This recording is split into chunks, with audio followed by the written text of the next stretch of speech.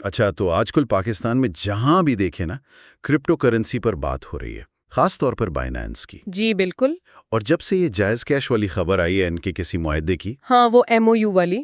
تو ایسا لگ رہا ہے جیسے ہر کسی نے یہ سمجھ لیا ہے کہ بس اب سب کچھ قانونی اور محفوظ ہو گیا ہے۔ لیکن کیا واقعی ایسا ہے؟ کیا مطلب بائنانس پر ڈالر خریدنا اب اتنا ہی سیدھا اور محفوظ کام ہے جتنا ATM سے پیسے نکلوانا؟ یہی وہ سوال ہے جس نے بہت سے لوگوں کو الجھن میں ڈالا ہوا ہے، اور آج ہماری گفتگو کا مقصد اسی الجھن کو دور کرنا ہے۔ جو تحقیق ہم نے کی ہے اس کی بنیاد پر ہم 3 بنیادی سوالوں کی تہہ تک جائیں گے۔ اول، پاکستان میں بائنانس کی اصل قانونی حیثیت ہے کیا؟ دوم، P2P ٹریڈنگ میں وہ سب سے بڑا چھپا ہوا خطرہ کون سا ہے؟ اور سوم، اس خطرے سے خود کو بچانے کے ٹھوس اور عملی اقدامات کیا ہیں؟ بالکل، اور یہ کوئی لیکچر نہیں ہوگا، ہم صرف مسئلے بتا کر نہیں چھوڑ دیں گے، بلکہ جو مواد ہمارے سامنے ہیں اس میں ایک محفوظ ٹرانزیکشن کے جو عملی مراحل دکھائے گئے ہیں ان پر بھی تفصیل سے بات کریں گے، تاکہ یہ واضح ہو کہ یہ کام اگر کرنا ہے تو صحیح طریقے سے کیسے کیا جائے۔ تو چلیں اس معاملے کی ذرا گہرائی سے پڑتال کرتے ہیں۔ سب سے پہلے اسی بڑی خبر سے شروع کرتے ہیں، بائنانس کا حکومت اور جائز کیش کے ساتھ معاہدہ۔ کیا یہ واقعی ایک گرین سگنل ہے؟ دیکھیں، یہیں سے سب سے بڑی غلط فہمی جنم لیتی ہے۔ جائز کیش کے ساتھ جو معاہدہ یعنی MOU سائن ہوا ہے وہ بنیادی طور پر تعلیمی مقصد کے لیے ہے۔ اس کا مقصد ہے لوگوں میں بلاک چین اور کرپٹو کرنسی کے بارے میں آگاہی پھیلانا، سیمینارز اور ورک شاپس کروانا۔ اس کا یہ مطلب ہرگز نہیں کہ حکومت نے جائز کیش کو کرپٹو کی خرید و فروخت کا لائسنس دے دیا ہے۔ ایک منٹ، یعنی یہ ایک مارکیٹنگ اور ایجوکیشن کی ڈیل ہے، فائنینشیل ٹرانزیکشن کی نہیں؟ جی بالکل۔ یہ تو بہت سے لوگوں کے لیے ایک دھچکا ہوگا۔ اچھا، اور وہ جو خبریں ہیں کہ بائنانس FIA جیسے اداروں کے ساتھ مل کر کام کر رہا ہے، اس سے تو یہی لگتا ہے نا کہ حکومت انہیں تسلیم کر رہی ہے۔ یہ ایک اور بہت اہم نقطہ ہے، اور یہاں ایک باریک فرق سمجھنا ضروری ہے۔ بائنانس کو حکومت کی طرف سے ایک اینٹی منی لانڈرنگ یعنی AML سرٹیفکیٹ ملا ہے، لیکن یہ ایک مکمل آپریشنل لائسنس نہیں ہے۔ اچھا، اب یہ ایک نئی چیز ہے، آپریشنل لائسنس اور اس AML لائسنس میں تو زمین آسمان کا فرق ہوگا میرے خیال میں۔ فرق بہت بڑا ہے۔ اس کو ایک مثال سے سمجھیں۔ AML لائسنس کا مطلب ہے کہ بائنانس ایک ایسے سیکیورٹی گارڈ کی طرح ہے جس کے پاس پولیس کا نمبر تو ہے، لیکن اسے آپ کے لیے دروازہ کھولنے کی اجازت نہیں ہے۔ واہ! یعنی اگر کوئی مالی فراڈ ہوتا ہے تو بائنانس FIA جیسے اداروں کو ڈیٹا دے کر مجرم کو پکڑنے میں مدد کرے گی، لیکن اسی دوران اسٹیٹ بینک آف پاکستان نے تمام کمرشل بینکوں کو واضح ہدایت دی ہے کہ وہ کرپٹو سے متعلق کسی بھی لین دین کو سپورٹ نہ کریں۔ رکیے، یہ تو بالکل الٹی بات ہو گئی۔ یعنی اگر میرے ساتھ فراڈ ہوتا ہے تو بائنانس پولیس کو مجھے پکڑنے میں مدد دے گا، لیکن میرے بینک کو میری ٹرانزیکشن مکمل کرنے میں مدد نہیں دے گا۔ بالکل، یہ تو ایک قانونی جال جیسا لگتا ہے جس میں عام صارف پھنس سکتا ہے۔ بالکل یہی نقطہ ہے۔ قانونی طور پر وہ جرائم کی تفتیش میں مددگار ہیں، لیکن عملی طور پر آپ کی ٹرانزیکشن کو بینکنگ سسٹم کے ذریعے کوئی تحفظ حاصل نہیں ہے۔ آپ اپنے رسک پر یہ کام کر رہے ہیں، اور اسی قانونی خلا کی وجہ سے وہ خطرہ پیدا ہوتا ہے جس پر ہم آج خاص طور پر بات کرنا چاہتے ہیں۔ ٹھیک ہے، تو قانونی حیثیت تو واضح ہو گئی کہ کافی غیر یقینی ہے۔ اب آتے ہیں اصل خطرے کی طرف۔ جب لوگ کرپٹو میں خطرے کی بات کرتے ہیں تو ذہن میں ہیکنگ، پاسورڈ چوری یا مارکیٹ کریش ہونا آتا ہے۔ جی، لیکن جو مواد ہم دیکھ رہے ہیں وہ ایک ایسے خطرے کی بات کرتا ہے جس کا تعلق ہمارے اپنے بینکنگ سسٹم کے غلط استعمال سے ہے۔ جی ہاں، اور یہ اتنا خطرناک ہے کیونکہ یہ آپ کی غلطی کے بغیر بھی آپ کو بڑی مصیبت میں ڈال سکتا ہے۔ اسے چین ڈسپیوٹ اسکیم کہا جاتا ہے۔ میں آپ کو ایک فرضی کہانی سناتی ہوں۔ فرض کریں ایک فری لانسر ہے احمد، وہ کچھ USDT ڈالرز خریدنا چاہتا ہے۔ ٹھیک ہے، یہاں تک تو سب نارمل ہے۔ احمد بائنانس P2P پر جاتا ہے اور ایک بیچنے والے بابر سے 1 لاکھ روپے کے USDT خریدنے کا سودا کرتا ہے۔ وہ بابر کے بینک اکاؤنٹ میں 1 لاکھ روپے ٹرانسفر کرتا ہے۔ بابر کو پیسے مل جاتے ہیں اور وہ ایمانداری سے احمد کو USDT ریلیز کر دیتا ہے۔ ٹھیک ہے۔ بظاہر ٹریڈ بہترین طریقے سے مکمل ہو گئی۔ ہاں، یہ تو ایک کامیاب ٹرانزیکشن لگ رہی ہے۔ اس میں مسئلہ کہاں ہے؟ اصل کھیل اب شروع ہوتا ہے۔ USDT ملنے کے ٹھیک 10 منٹ بعد احمد اپنے بینک کو فون کرتا ہے۔ وہ گھبرائی ہوئی آواز میں کہتا ہے، میرے اکاؤنٹ سے غلطی سے 1 لاکھ روپے بابر نامی کسی شخص کو ٹرانسفر ہو گئے ہیں، میں اسے نہیں جانتا، یہ کوئی فراڈ لگتا ہے، برائے کرم اس ٹرانزیکشن کو فوراً ریورس کریں۔ کیا یعنی اس نے ڈالرز بھی لے لیے اور اب اپنے پیسے بھی واپس مانگ رہا ہے؟ جی، اور بینک اس کی بات پر یقین کر لے گا؟ یہ تو ناقابل یقین ہے۔ بینک فراڈ کی شکایتوں کو بہت سنجیدگی سے لیتے ہیں۔ ان کا پہلا رد عمل ہوتا ہے اکاؤنٹ کو محفوظ کرنا۔ نتیجہ یہ نکلتا ہے کہ بابر کا بینک اکاؤنٹ فوری طور پر منجمد یعنی بلاک کر دیا جاتا ہے۔ اوہ، اب بابر نہ پیسے نکال سکتا ہے نہ بھیج سکتا ہے۔ یہ تو بہت برا ہوا، لیکن اسے چین ڈسپیوٹ کیوں کہتے ہیں؟ وہ اس لیے کہ اس کا اثر صرف بابر تک محدود نہیں رہتا۔ فرض کریں بابر نے اس 1 لاکھ میں سے 20,000 اپنے گھر کا کرایہ دیا، 30,000 اپنے کسی سپلائر کو بھیجے۔ بینک جب تحقیقات کرتا ہے تو وہ اس 1 لاکھ روپے کے پورے ٹریل کو فریز کر دیتا ہے، یعنی جس کو بابر نے اس رقم میں سے ادائیگی کی تھی ان سب بے گناہ لوگوں کے اکاؤنٹس بھی منجمد ہو سکتے ہیں۔ یہ سن کر تو میرے رونگٹے کھڑے ہو گئے ہیں۔ یعنی ایک فراڈ کرنے والے کی وجہ سے درجنوں لوگ جن کا اس ٹرانزیکشن سے دور دور تک کوئی تعلق نہیں، ان کے اکاؤنٹس بھی بند۔ جی ہاں، یہ تو سراسر ناانصافی ہے۔ جی، اور سب سے بری بات یہ ہے کہ اب ثبوت کا سارا بوجھ بابر اور ان بے گناہ لوگوں پر آ جاتا ہے۔ انہیں ثابت کرنا ہوگا کہ یہ ایک جائز لین دین تھا۔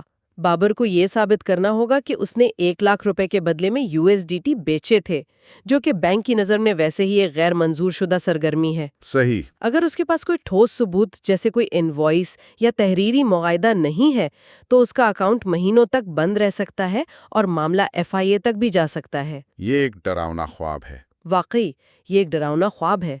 اس گفتگو نے تو مجھے پریشان کر دیا ہے۔ تو اس خوفناک صورتحال سے بچنے کا کوئی راستہ ہے؟ کوئی تو حل ہوگا اس کا؟ جو مواد ہم دیکھ رہے ہیں اس میں 2 بنیادی حل بتائے گئے ہیں۔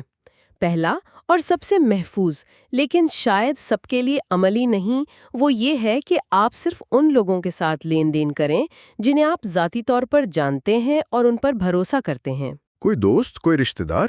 جی، اس صورت میں اس قسم کے فراڈ کا خطرہ تقریباً 0 ہو جاتا ہے۔ یہ تو ٹھیک ہے، اگر آپ کا کوئی کزن کرپٹو کا ماہر ہے تو بہت اچھی بات ہے، لیکن ہم جیسے عام لوگوں کے لیے جن کے جاننے والوں میں کوئی ٹریڈر نہیں، ان کے لیے کیا آپشن ہے؟ ہمیں تو اجنبیوں سے ہی ڈیل کرنا پڑتا ہے۔ بالکل، اور اسی کے لیے دوسرا طریقہ ہے جو تھوڑی محنت تو مانگتا ہے لیکن آپ کو قانونی طور پر بہت مضبوط بنا دیتا ہے۔ وہ طریقہ ہے ایک مضبوط تحریری ثبوت تیار کرنا۔ تحریری ثبوت؟ جی، یعنی جب کوئی اجنبی آپ کو رقم بھیج رہا ہو تو ٹریڈ مکمل کرنے سے پہلے آپ اس سے ایک تحریری بیان یا انوائس مانگیں۔ ایک منٹ، آپ سنجیدہ ہیں؟ آج کل کے دور میں کون یہ سب کرے گا؟ اگر میں کسی کو کہوں کہ بھائی پہلے ایک کاغذ پر لکھ کر دو کہ تم مجھے پیسے کیوں بھیج رہے ہو، ساتھ میں اپنے شناختی کارڈ کی تصویر بھیجو، وہ تو مجھے ہی فراڈ سمجھے گا اور بھاگ جائے گا۔ یہ ایک بہت جائز خدشہ ہے اور شاید 10 میں سے 2 بیچنے والے بھاگ بھی جائے۔ ہاں، اس چکر میں تو اچھا سودا ہاتھ سے نکل جائے گا۔ لیکن آپ خود سے یہ سوال پوچھیں، کیا چند روپے سستے ڈالر کا سودا زیادہ اہم ہے یا آپ کے لاکھوں روپے اور بینک اکاؤنٹ کی حفاظت؟ اگر کوئی شخص اتنا سادہ سا ثبوت دینے سے ہچکچا رہا ہے تو یہ خود ایک بہت بڑا ریڈ فلیگ ہے۔ یہ چند منٹ کی اضافی محنت آپ کو مہینوں کی خواری اور ذہنی اذیت سے بچا سکتی ہے۔ آپ کی بات میں وزن ہے، مان لیا کہ یہ ضروری ہے۔ تو یہ تحریری بیان کیسا ہونا چاہیے؟ اس میں کیا کیا لکھا ہو تاکہ وہ کل کو بینک یا FIA کے سامنے ایک مضبوط ثبوت بن سکے؟ اس میں 4 چیزیں بہت واضح طور پر لکھی ہونی چاہیے۔ 1، پیسے بھیجنے والے کا پورا نام اور قومی شناختی کارڈ نمبر۔ 2، پیسے وصول کرنے والے کا نام یعنی آپ کا نام۔ 3، ٹرانزیکشن کا مقصد جو سب سے اہم ہے۔ مثال کے طور پر، میں علی احمد ولد محمد احمد شناختی کارڈ نمبر اپنی پوری رضامندی سے بابر حسین کو مبلغ 1 لاکھ روپے بائنانس پر USDT کی خریداری کے عوض بھیج رہی ہوں۔ ٹھیک ہے۔ اور 4، اس بیان کے نیچے بھیجنے والے کے دستخط اور انگوٹھے کا نشان۔ اس کے بعد آپ اس لکھے ہوئے بیان کی ایک صاف تصویر اور اس شخص کے شناختی کارڈ کی ایک الگ تصویر منگوائیں۔ تو یہ بائننس چیٹ میں ایک ڈیجیٹل معاہدے کی طرح کام کرے گا؟ بالکل، اگر کل کو کوئی مسئلہ ہوتا ہے تو یہ چیٹ ہسٹری آپ کا سب سے بڑا دفاع ہوگی۔ صحیح۔ یہ ایک ناقابل تردید ثبوت ہے۔ اگر وہ شخص بعد میں بینک سے جھوٹا دعویٰ کرتا ہے تو آپ کے پاس یہ ثبوت ہوگا کہ یہ ٹرانزیکشن غلطی سے نہیں بلکہ ایک باقاعدہ سودے کے تحت ہوئی تھی۔ ٹھیک ہے، آپ نے مجھے قائل کر لیا۔ یہ چین ڈسپیوٹ والی بات نے مجھے اتنا ڈرا دیا ہے کہ اب یہ تحریری ثبوت والی احتیاط ضروری لگ رہی ہے۔ فرض کریں میں یہ سب کرنے کو تیار ہوں، اب مجھے یہ بتائیں کہ میں شروع سے ہی کسی غلط بندے سے کیسے بچوں؟ جب میں بائننس ایپ کھولتا ہوں تو پہلی نظر میں کیا دیکھنا چاہیے؟ بہت اچھا سوال ہے۔ سب سے پہلا قدم تو ظاہر ہے اپنا اکاؤنٹ بنانا اور اسے اپنی چپ والے شناختی کارڈ یا پاسپورٹ سے مکمل طور پر ویریفائی کروانا ہے۔ ٹھیک ہے۔ دوسرا، اور یہ بہت اہم مشورہ ہے، شروع میں کبھی بھی بڑی رقم سے ٹریڈ نہ کریں۔ $50 یا $100 سے شروع کریں، نظام کو سمجھیں، پھر آہستہ آہستہ رقم بڑھائیں۔ یہ تو بہت معقول مشورہ ہے۔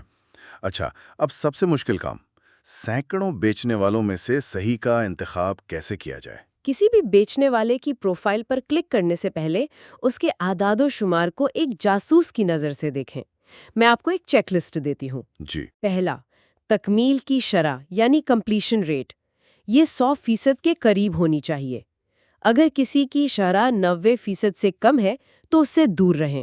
ٹھیک ہے۔ دوسرا، آرڈرز کی تعداد۔ ایک شخص جس نے 50,000 سے زیادہ آرڈرز مکمل کیے ہیں وہ اس شخص سے کہیں زیادہ قابل اعتماد ہے جس نے صرف 50 آرڈرز کیے ہیں۔ تجربہ اہم ہے۔ جی۔ تیسرا، اوسط ریلیز ٹائم، یہ بتاتا ہے کہ وہ کتنی جلدی آپ کو کرپٹو جاری کرتا ہے۔ 5 منٹ سے کم کا وقت بہت اچھا سمجھا جاتا ہے۔ چوتھا، فیڈ بیک، صرف مثبت فیصد نہ دیکھیں۔ اگر کسی کا فیڈ بیک 98% ہے تو اس کا مطلب ہے کہ ہر 100 میں سے 2 لوگوں کو اس کے ساتھ برا تجربہ ہوا۔ اور آپ وہ 2 نہیں بننا چاہتے۔ بالکل، 99.5% سے اوپر بہترین ہے۔ اور آخری چیز، فعالیت کا دورانیہ یعنی ایکٹیو ڈیز۔ جو شخص سینکڑوں دنوں سے فعال ہے وہ زیادہ سنجیدہ اور قابل بھروسہ ہوتا ہے۔ یہ ایک بہترین چیک لسٹ ہے، لیکن ایک چیز ہے جس میں میں خود بھی قصوروار ہوں، اور وہ ہے شرائط و ضوابط کو نظر انداز کرنا۔ اور P2P ٹریڈنگ میں یہ بہت بڑی غلطی ہو سکتی ہے۔ ان شرائط کو پڑھے بغیر آرڈر کرنا ایسا ہی ہے جیسے بغیر دیکھے کسی معاہدے پر دستخط کرنا۔ بیچنے والے وہاں بہت اہم باتیں لکھتے ہیں، مثلاً زیادہ تر بیچنے والے لکھتے ہیں کہ نو تھرڈ پارٹی پیمنٹ۔ اس کا کیا مطلب ہوتا ہے؟ اس کا مطلب ہے کہ جس نام سے بائنینس اکاؤنٹ ہے اسی نام کے بینک اکاؤنٹ سے ادائیگی ہونی چاہیے۔ اگر بائنینس اکاؤنٹ علی رضا کا ہے تو بینک ٹرانسفر بھی علی رضا کے اکاؤنٹ سے ہی آنی چاہیے۔ اچھا۔ اگر ادائیگی کسی اور کے اکاؤنٹ سے آتی ہے تو بیچنے والا ٹریڈ کینسل کر دے گا اور آپ کے پیسے پھنس سکتے ہیں۔ ہمارے زیر نظر مواد میں ایک بہت دلچسپ مثال تھی کہ ایک بیچنے والے نے لکھا تھا ڈی جی خان اور فیصل آباد والے آرڈر نہ کریں۔ بالکل، لگتا ہے ان شہروں سے ان کا کوئی برا تجربہ رہا ہے، اس لیے شرائط پڑھنے میں 1 منٹ لگتا ہے لیکن یہ آپ کو بڑی پریشانی سے بچا سکتا ہے۔ تو فرض کریں ہم نے ایک بہترین بیچنے والا ڈھونڈ لیا، اس کے اعداد و شمار شاندار ہیں، شرائط بھی پڑھ لے۔ اب ٹرانزیکشن کو مکمل کرنے کے آخری مراحل کیا ہیں؟ آرڈر پلیس کرتے ہی آپ کی اسکرین پر 15 منٹ کا ٹائمر شروع ہو جائے گا۔ آپ کو اس وقت کے اندر ادائیگی کرنی ہے۔ بیچنے والے کی بینک تفصیلات کاپی کریں، اپنے بینک ایپ سے رقم بھیجیں اور اس کا اسکرین شاٹ ضرور لیں۔ پھر واپس بائنانس چیٹ میں آ کر وہ اسکرین شاٹ بھیجیں اور اسے بتا دیں کہ آپ نے ادائیگی کر دی ہے۔ اور اس کے بعد سب سے اہم قدم کون سا ہے؟ سب سے اہم قدم جسے لوگ اکثر بھول جاتے ہیں وہ ہے ٹرانسفرڈ نوٹیفائی سیلر کا پیلا بٹن دبانا۔ اچھا۔ یہ بٹن بائنانس کے سسٹم کو بتاتا ہے کہ آپ نے اپنا کام کر دیا ہے۔ اگر آپ یہ بٹن نہیں دباتے اور ٹائمر ختم ہو جاتا ہے تو آرڈر خود بخود کینسل ہو جائے گا، چاہے آپ نے پیسے بھیج بھی دیے ہوں۔ اوہ، تو یہ بٹن ایک طرح سے آپ کی رسید ہے۔ اسے دبانے کے بعد کیا ہوتا ہے؟ اسے دبانے کے بعد بیچنے والے پر دباؤ آ جاتا ہے۔ وہ آپ کے بھیجے گئے ثبوت کی تصدیق کرتی ہے اور چند ہی منٹوں میں آپ کو USDT جاری کر دیتی ہے۔ ٹرانزیکشن مکمل ہونے پر اسے اس کے رویے کے مطابق مثبت یا منفی فیڈ بیک ضرور دیں۔ تو اس ساری گفتگو کا خلاصہ یہ ہے کہ پاکستان میں P2P ٹریڈنگ ایک حقیقت ہے، لیکن یہ کوئی محفوظ اور ریگولیٹڈ نظام نہیں ہے۔ یہ ایک جنگل کی طرح ہے جہاں آپ کو اپنا راستہ خود بنانا پڑتا ہے۔ بالکل، کامیابی کا انحصار بائنینس پر کم اور آپ کی اپنی ذاتی احتیاط، تحقیق اور درست طریقہ کار پر زیادہ ہے۔ یعنی آنکھیں بند کر کے کسی پر بھروسہ نہیں کیا جا سکتا۔ جی، فراہم کردہ معلومات کی بنیاد پر فیصلے کرنا، بیچنے والے کی مکمل جانچ پڑتال اور سب سے اہم تحریری ثبوت کا اہتمام ہی اس غیر منظم ماحول میں آپ کی سب سے بڑی حفاظت ہے۔ یہ گفتگو بہت معلوماتی رہی۔ ہمارے زیر نظر مواد میں ایک آخری سوال اٹھایا گیا تھا کہ کیا لوگ رقم نکالنے یعنی وڈرا کرنے کا محفوظ طریقہ بھی سیکھنا چاہتے ہیں، جو کہ خریداری سے بھی زیادہ نازک عمل ہو سکتا ہے؟ اور یہ ہمیں ایک بڑے اور زیادہ اہم سوال کی طرف لے جاتا ہے۔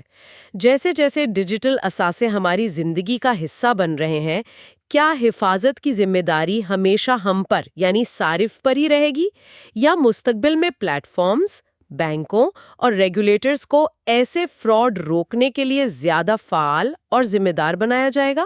یہ وہ سوال ہے جو آنے والے وقت میں ٹیکنالوجی اور قانون کی سمت کا تعین کرے گا۔